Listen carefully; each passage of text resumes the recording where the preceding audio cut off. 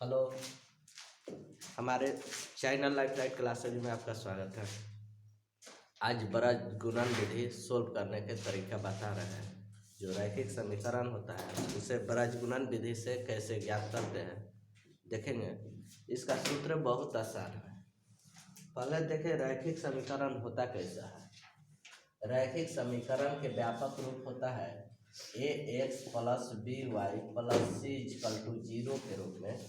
यह रैखिक समीकरण का व्यापक रूप है यानी विस्तृत रूप, जहाँ ए बी और सी कोई वास्तविक संख्या है।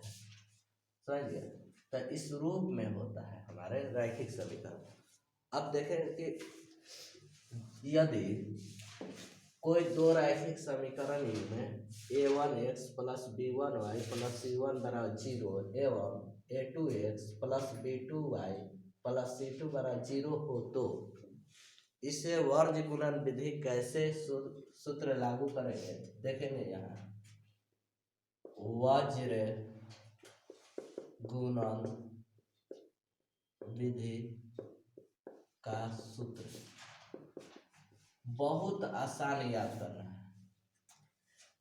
इसे ज्ञात क्या करना होता है, जो चर राशि x और y होता है उसका मान ज्ञात करना है। क्या चीज का मान? चर राशि का मान।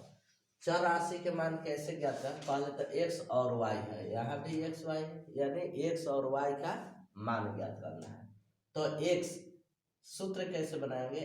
x बाटा लिख देंगे। अब यहाँ BC माइनस BC। अब रहा कि ये कैसे BC क्यों देखते हैं। ये एक सर्किल हो गया, इस पर 3 गो बिंदुएं हैं A B C। तो जब यहाँ से हम चलते हैं तो B पर पहुँचते हैं, B से चलेंगे तो C पर, C से चलेंगे A पर, पुनः चक्रण लगाएंगे। तो हमको सूत्र में ध्यान क्या देना है कि जब भी स्टार्ट करना है B पॉइंट से, एक मतलब BC में से BC को घटाएंगे।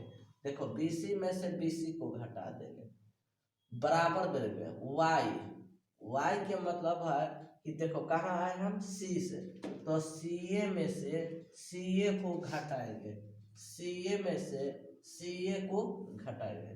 अब आ गए हैं A पर। देखो यहाँ बराबर 1 बाटा कहाँ पहुँचना है AB, तो AB में से AB को क्या करेंगे? घटाएंगे। AB में से AB को घटाएंगे।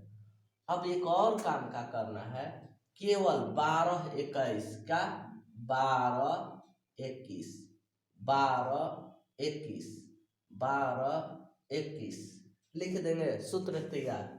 आया नो? ये किस तरह से है? केवल x के पद में BC में से BC घटाकर 12 21 लिखना है। क्या करना है? x को लिखेंगे बाटा में BC में से BC घटाएंगे 12 21 लिखेंगे, बराबर देंगे y बाटा CA में से CA घटाएंगे और 12 21 लिखेंगे। और इसको बराबर में 1 बाटा नियतांक जो C होता है ना नियतांक, जिसके कारण 1 बाटा AB में से AB को घटा दे।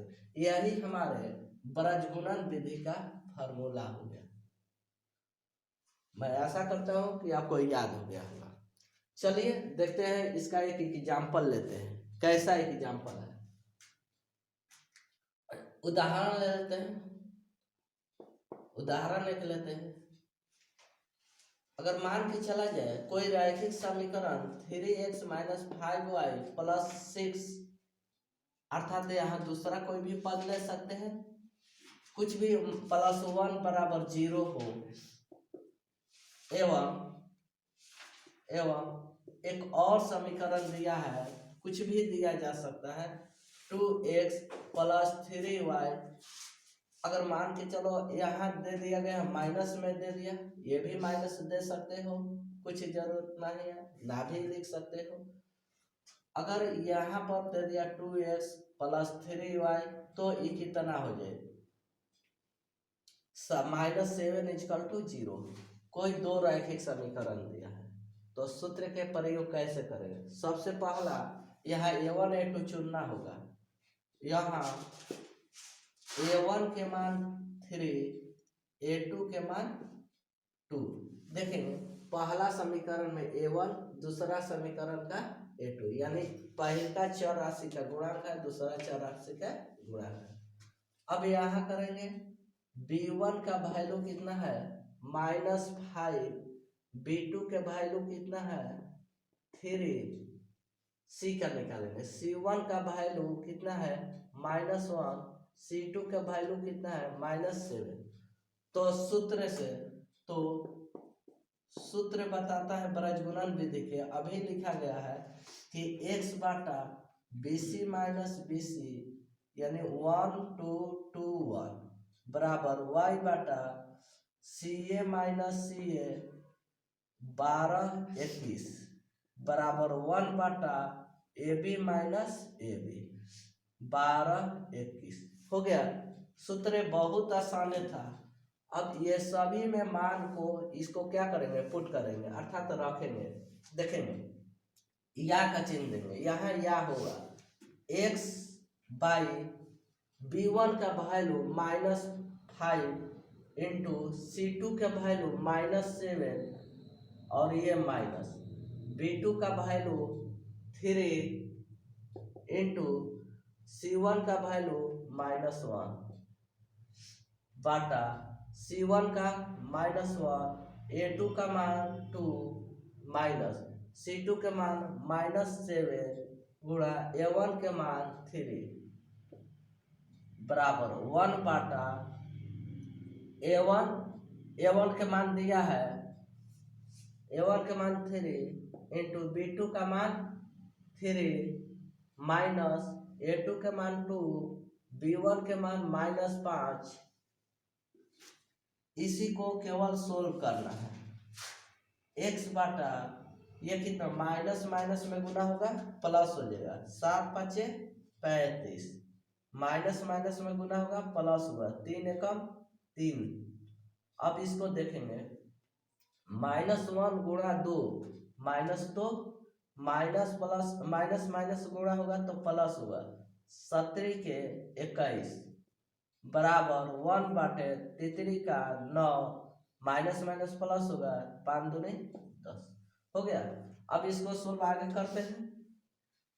यहाँ देखते हैं क्या है x बाटा 35 3 38 या x बाटे 38 इक्वल टू y 21 में से 2 घट जाएगा तो 19 बाटे y बाटा 19 इक्वल टू 1 बाटे 10 और 9 19 1 बाटा 19।